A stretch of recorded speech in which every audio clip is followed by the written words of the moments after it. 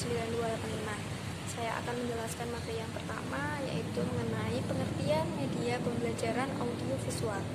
Menurut pendapat Suryani dan Agung, media pembelajaran audiovisual merupakan suatu bahan, alat, dan teknik yang digunakan dalam kegiatan belajar mengajar, di mana di sini dimaksudkan agar proses interaksi dan komunikasi antara guru dan siswa itu dapat berjalan dengan baik, dengan tepat guna dan berdaya guna.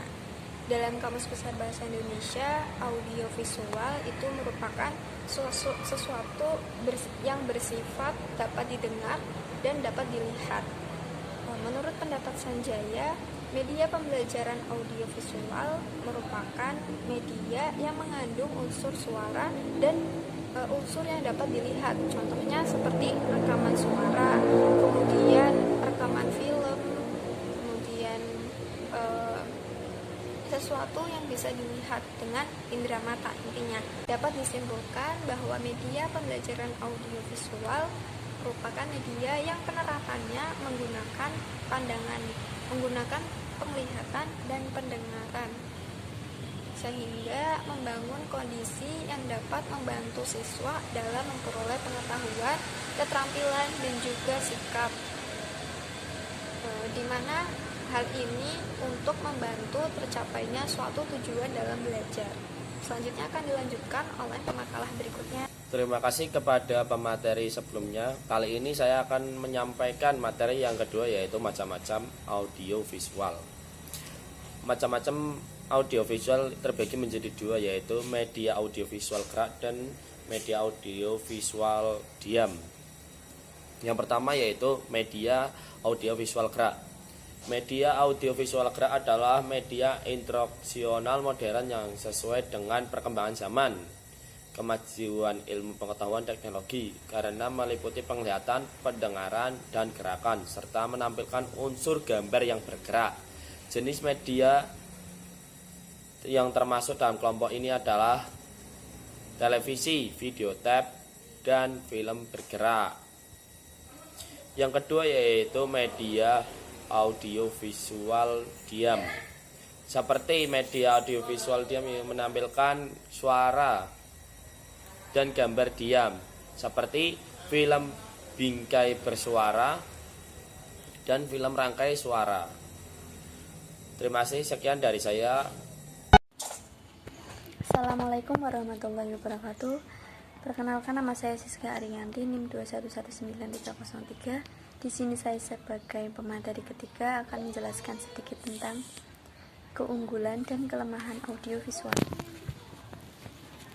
Media literasi audiovisual juga mempunyai kemampuan yang lebih, karena media ini mengandalkan dua indera sekaligus, yaitu indera pendengaran dan indera penglihatan. Ada dua jenis media audiovisual, yaitu audiovisual gerak dan audiovisual diam. Keunggulan audiovisual: 1.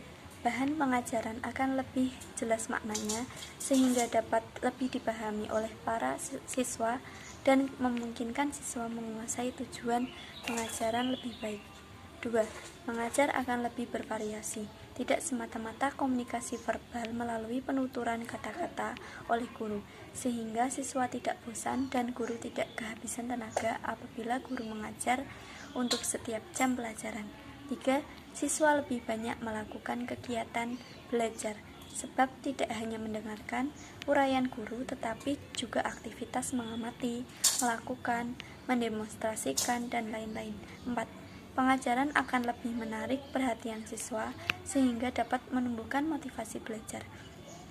Kelemahan audiovisual: 1. Media audio yang lebih banyak menggunakan suara dan bahasa verbal hanya mungkin dapat dipahami oleh pendengar yang mempunyai tingkat penguasaan kata dan bahasa yang baik. 2. Penyajian materi melalui media audio dapat menimbulkan verbalisme bagi pendengar. 3. Kurang mampu menampilkan detail dari objek yang disajikan secara sempurna. Kurang lebihnya mohon maaf.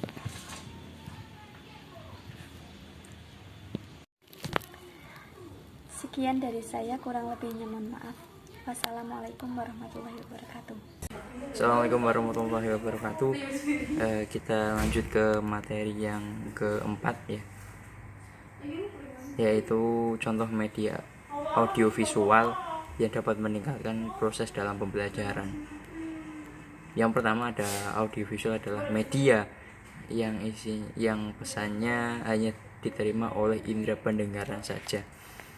Dengan kata lain, jenis media ini hanya dilibatkan antara indera pendengaran saja, seperti itu. Adapun jenis-jenis dari audio visual ini,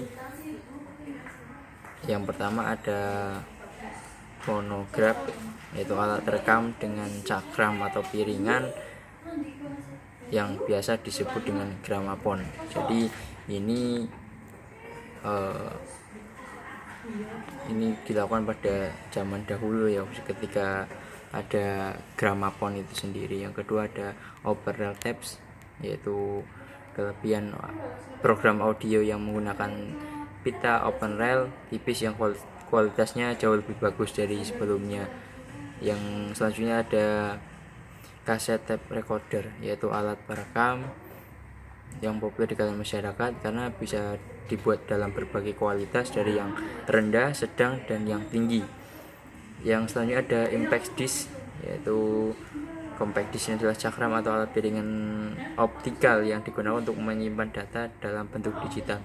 Yang ketiga adalah yang terakhir adalah radio, yaitu suatu alat komunikasi elektromagnetik untuk mengirim dan menerima pesan. Tak kira dalam perkembangannya, jenis-jenis audio visual ini adalah penting sekali dalam proses pembelajaran, karena bagaimana kita menyimpan materi yang nantinya akan bisa diputar dari waktu ke waktu tanpa ada suatu batasan, seperti itu. Mungkin itu cukup dari saya. Terima kasih. Wassalamualaikum warahmatullahi wabarakatuh.